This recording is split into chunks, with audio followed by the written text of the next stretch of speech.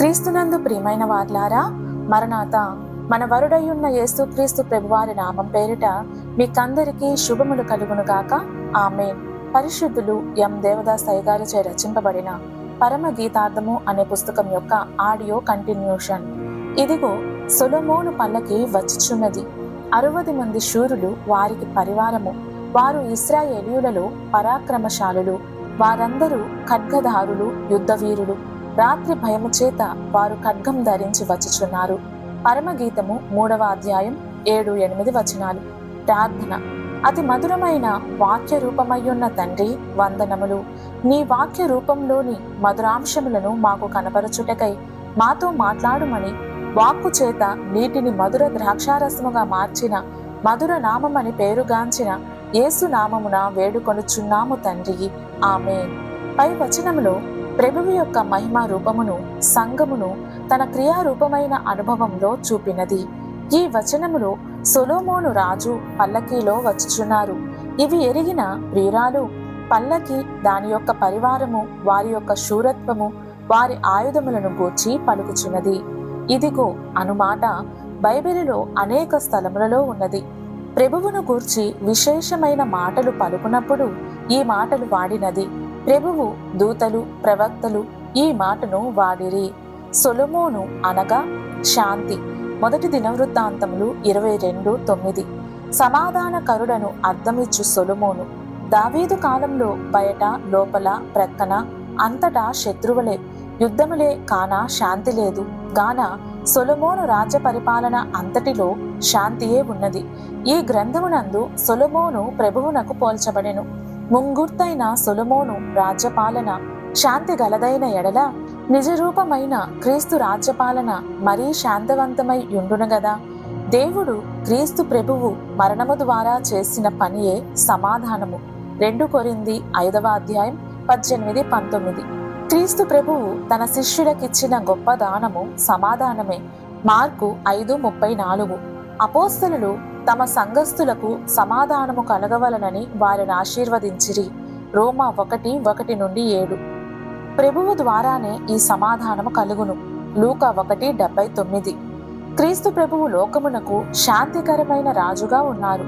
పరిపూర్ణ శాంతి లోకమునకు 1000 ఏండ్ల కాలంలో కలుగును. పల్లకి వచ్చుచున్నది అనగా ఇది భారతదేశంలో పెండ్లి కుమారుడు వచ్చుటకు ఉపయోగించెదరు. దీనిని మోయువారు అనేకులు ఉందురు. పల్లకి మోయువారు పాటలు పాడరు కాని మాటలు చెప్పుదురు. కాని వారి నోట నుండి వచ్చు శబ్దము పెండ్లి కుమారుడు వచ్చుచున్నాడను సంగతి తెలుపును. అది విన్నవారు పెండ్లి కుమారుడు వచ్చుచున్నాడని గ్రహింతురు. ఎదుర్కొనుటకు పెండ్లి కుమార్తె ఇంటివారు వత్తురు. పరమగీతము 3:7 నందున్న పల్లకి సువార్త పల్లకి అనగా సువార్తను మోసుకొని పోవు పల్లకి లేదా వాహనము. రథము మరి ఒక వాహనము. ఈ వాహనములలో ప్రభువు ఉన్నారు. ఈ సువార్త వ్యాప్తి కొరకు అనేక పాఠములు కలవు. కాలి నడకను, ఓడ, పడవ, రైళ్లు, బస్సు, గాలియోడ, సైకిలు మొదలగు సాధనముల ద్వారాను, పత్రికను, పుస్తకము, నాటికలు, సినిమాలు, సంగీతములు, రేడియోలు, టెలివిజన్ ప్రసంగములు, పాటలు ఇంకా అనేక రీతులుగా సువార్త ప్రకటింపబడుచున్నది. సువార్త అనగా క్రీస్తు ప్రభువును గూర్చిన వార్తే సువార్త. ఎందుకనగా మానవుల శరీర ఆత్మీయ విషయములలో సంపూర్ణంగా రక్షణ తెచ్చి మోక్షమిచ్చినది క్రీస్తే గనుక ఇదే సువార్త. సువార్త ప్రకటించు వారితో సదా ఉన్నది క్రీస్తు ప్రభువే. అపాయకరమైన స్థలములలోనికి, హానికరమైన ప్రజల మధ్యకు సువార్త వెళ్ళుచున్నది. మత్తయి 28:20. 60 మంది శూరులు, దానికి పరివారము అనగా 1 దేవుడు, 3 త్రిత్వము, 7 అనగా ఇహమునకు పరమునకు సంపూర్ణమైన సంఖ్య, 12 అనగా గోత్రకర్తలు, అపోస్తలుల పునాదులు, ద్వారబంధకములు 40 మంది అనగా మోషే, ఏలియా, ప్రభువు ఉపవాస దినములు, పునరుత్థానం తర్వాత 40 దినములు, ఈ లోకంలో అక్కడక్కడ శిష్యులకు కనబడిన దినములు, ప్రభువు చెప్పిన విత్తువారి ఉపమానంలో 100 అంతలు, 60 అంతలు, 30 అంతలు. పరమగీతము 6వ అధ్యాయం 8. 60 మంది రాణులు పైన చెప్పబడిన సంఖ్యలన్నిటికీ బైబిల్ నందు ఒక్కొక్క ప్రాధాన్యత కలదు. పరమగీతంలో విశ్వాసులు పెండ్లి కుమార్తె అంతస్తునకును రాణి వరుసనకును తయారగు స్థితిని తెలియజేయుచున్నది.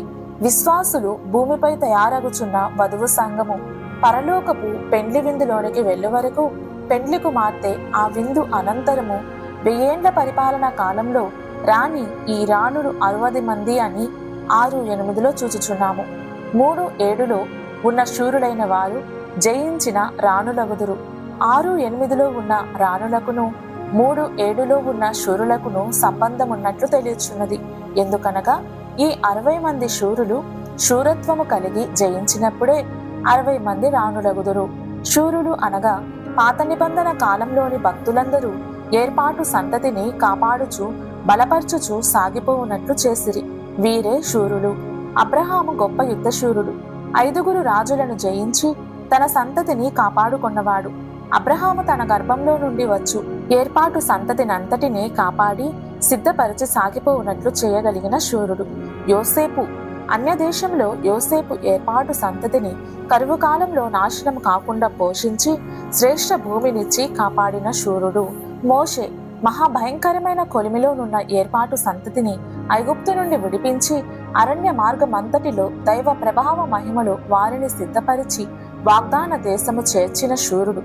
ఎస్తేరు అన్య దేశంలోనికి చెరగని పోబడిన తన జనాంగమును నాశనము కాకుండా తన ప్రార్థనా బలము చేత కాపాడి రక్షించిన శూరురాలు.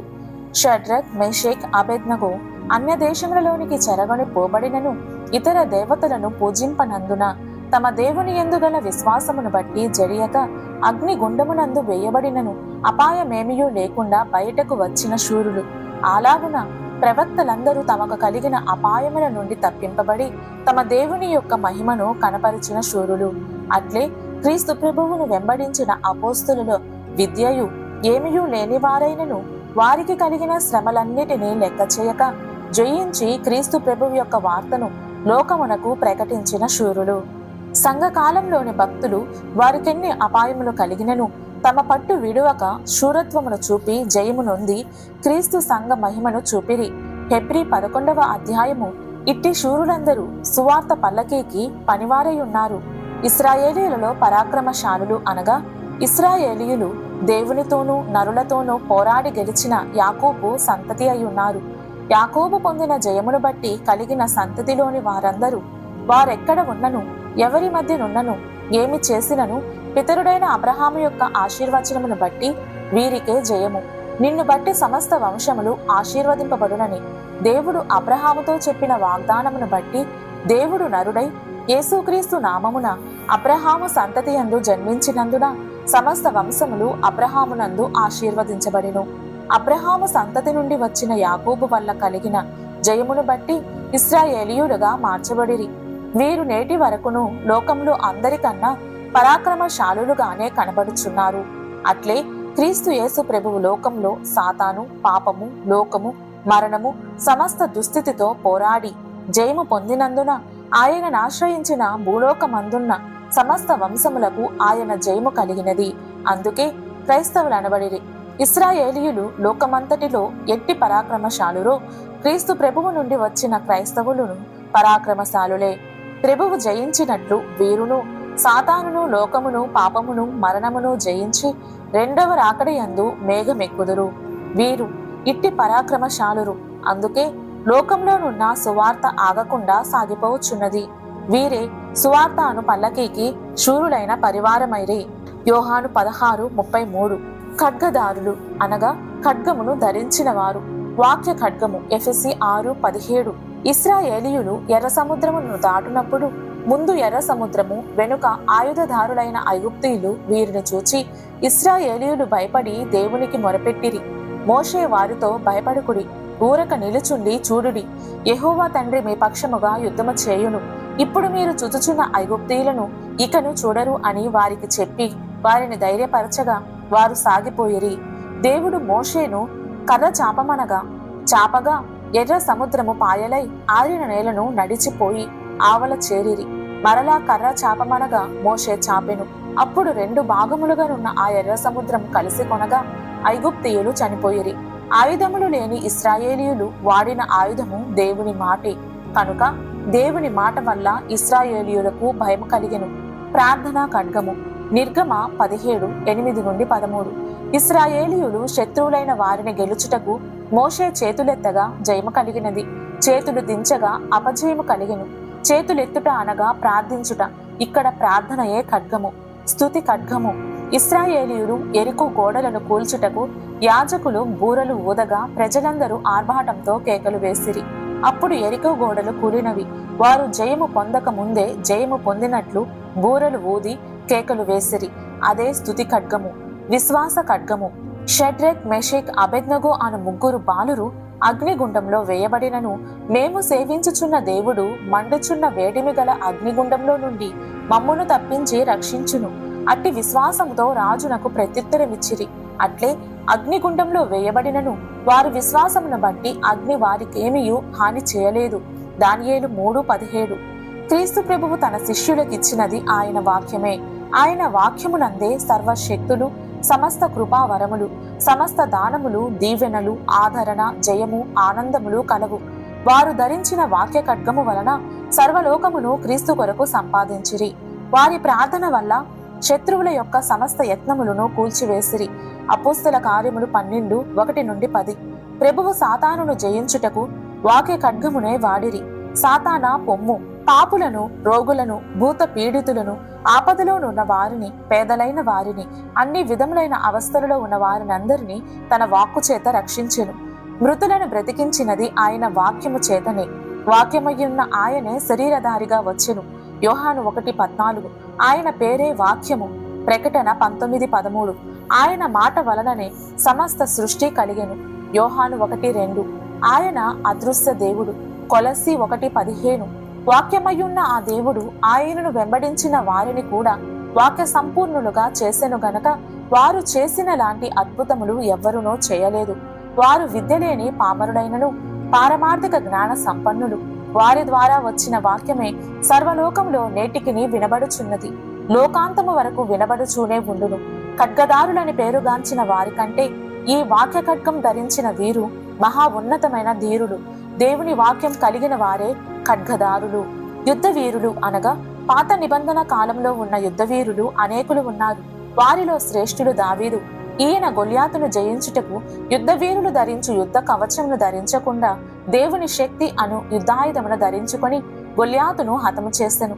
క్రైస్తవ సంఘంలోని ధీరులందరూ ఆత్మీయమైన యుద్ధాయుధములను ధరించుకొని ఆది సర్పమైన ఆ మహాఘట సర్పమును జయించి సాగిపోవచ్చున్నారు. ఈ యుద్ధవీరులు కవచము తేజస్ సంబంధమైన యుద్ధోపకరణములు.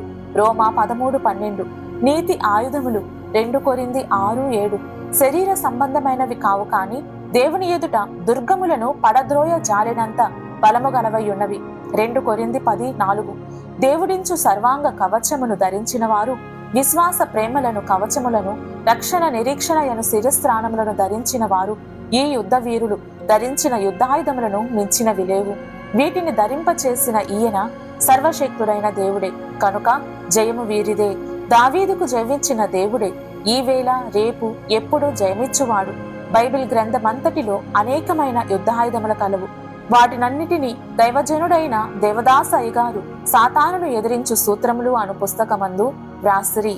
ప్రియ విశ్వాసి, ప్రభువును మేఘములో కలుసుకొనుటకు తయారై సాగుచున్న వధోగంపులో నీవు చేరుదువుగాక.